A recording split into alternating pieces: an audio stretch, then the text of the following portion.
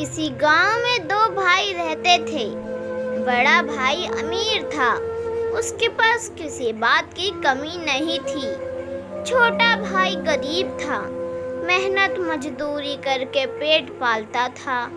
एक दिन दोनों भाइयों में बहस होने लगी। बड़े भाई ने कहा, भले का भला नहीं होता, आज की दुनिया में भले को भीख भी नहीं मिलती, इसलिए दूसरे का चाहे बुरा ही क्यों ना हो, अपने भले की बात पहले सोचनी चाहिए।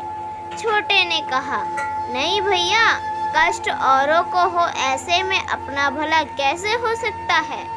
बड़े ने कहा, चल हम गांव में लोगों से पूछ लेते हैं, तेरी बात सही निकली तो मेरे पास जितना धन है वह सारा तेरा, और मेरी बात सही निकली तो जो तेरे पास है वह सब कुछ मेरा। छोटे ने कहा, ठीक है चलो, और दोनों गांव में निकल गए। गांव में पहुंचकर एक से पूछा, दो से पूछा, तीन से पूछा। सभी लोग यही कहने लगे कि आजकल भलाई का जमाना ही नहीं रहा, भलाई करने वाला तो भूखा मरता है, भले आदमी का कहीं गुजारा नहीं होता, और जो बुरी राह पर चलता है वह खूब फलता फूलता है, धन धान्य और सुखी रहता है। अब छोटे भाई के पास तो खेत का छोटा टुकड़ा था, वह भी शर्त में हार गया। अब वह दाने दाने का मोहताज हो गया। बीवी बच्चे भूखे मरने लगे, खाने को कोई उधार भी नहीं देता था।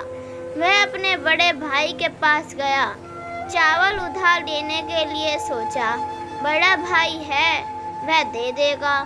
उसने बड़े भाई से कहा, भैया 10 किलो चावल दे दो, घर में अन्न का दाना तक नहीं है, बच्चे भूखे मर रहे हैं। बड़े भाई ने तुरंत कहा, पैसे दे दो और जितना चाहे चावल ले जाओ। छोटे ने कहा, पैसे तो नहीं हैं। इस पर बड़े भाई ने कहा, तो फिर अपनी एक आँख दे दो। छोटे ने सोचा, मजाक कर रहा है, चावल के बदले आँख तो नहीं लेगा।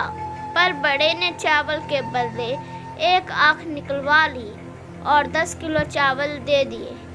यह देखकर उसकी बीवी बच्चे रोने लगे कि तुमने ये क्या कर दिया, थोड़े दिन तो आराम से निकल ले, फिर अनाज खत्म हो गया। छोटा भाई हार कर फिर बड़े भाई के पास गया।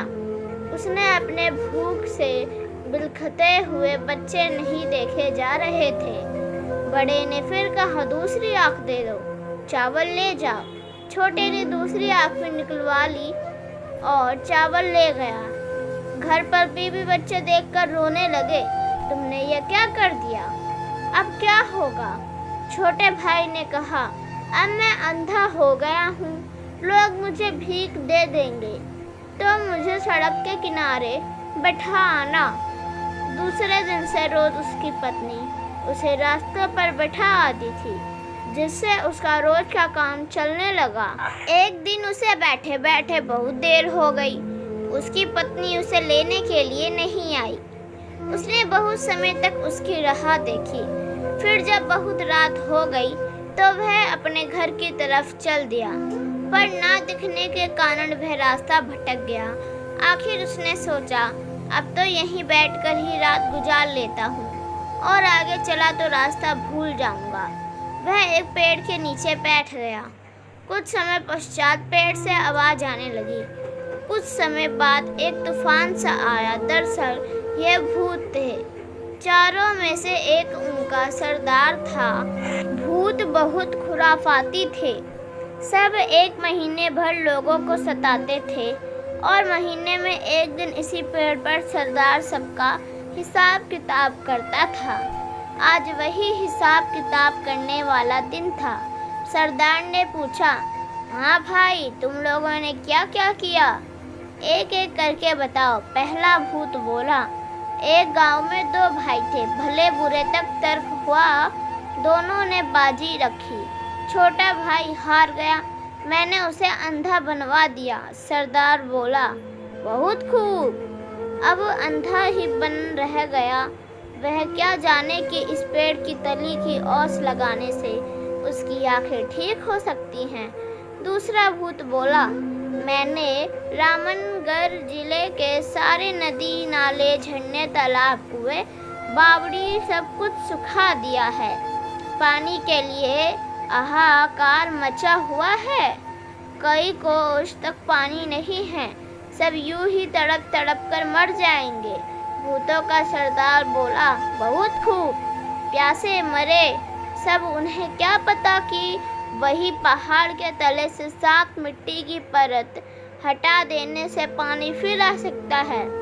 तीसरा भूत बोला, सरदार, राजा की बेटी की शादी होने वाली थी।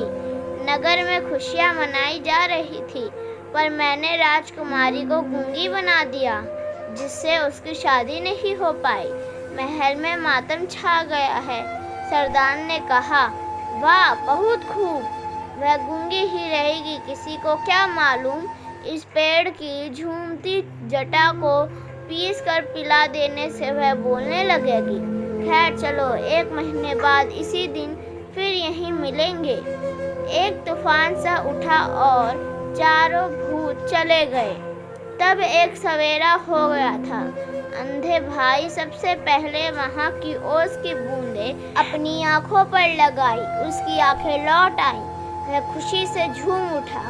उसने जल्दी से पेड़ की जटा ली और घर लौटा।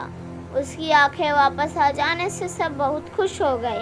उसने सारा किस्सा अपनी पत्नी को सुनाया और घर से निकल गया और सीधे रामनगर पहुंचा। वहां की हालत देखी तो रोने लायक थी। सूख कर धरती फट रही थी। कहीं एक बूंद पानी नहीं था। हाहाकार मचा हुआ था। उसने पहाड़ के नीचे से मिट्टी की 7 परतें निकाली और फिर कुएं, तालाब और झीलों में पानी ही पानी हो गया। वहां के राजा ने उसे अपार धन दिया। फिर वह राजा के महल में जा पहुंचा। जाते ही उसने कहा, महाराज, मैंने सुना है कि राजकुमारी गूंगी हो गई है। मैं उसे ठीक कर सकता हूँ। छोटे भाई ने झट से पेड़ की जटा को पीसकर राजकुमारी को पिला दिया और राजकुमारी बोलने लगी। राजा बहुत खुश हुआ।